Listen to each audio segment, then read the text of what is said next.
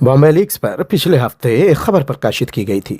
खबर में इस बात का उल्लेख किया गया था कि किस तरह से समुद्री जहाज़ों से हज़ारडस वेस्ट के नाम पर फर्जी दस्तावेजों की बुनियाद पर अवैध गोरख धंधे चल रहे हैं। इस बात की जानकारी मुंबई पुलिस के सीनियर अफसरों के संज्ञान में आई। खबर लिखने के बाद हड़कंप मच गया और जो सुई एजेंसियां थी वो जाग गईं और तफ्तीश शुरू हो गई।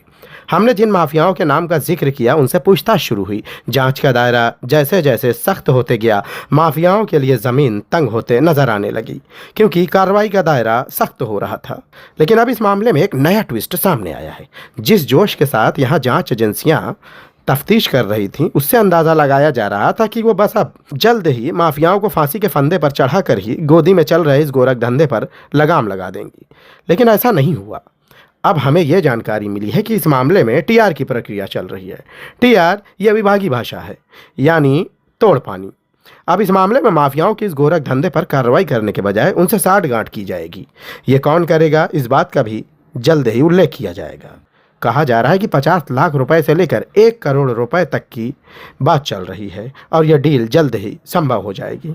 अब ऐसे में सोचने वाली बात यह है कि किसी भी खबर के जरिए सोए हुए महकमों को जगाने का काम मीडिया करती है, लेकिन उन्हीं खबरों के जरिए बजाय कार्रवाई और सुधार के अगर साठगांठ का रास्ता निकाल लिया जाएगा तो ऐसे में माफियाओं पर लगाम लगाने के बजाय ये तो उन्हें खुली छूट देने के जैसा है।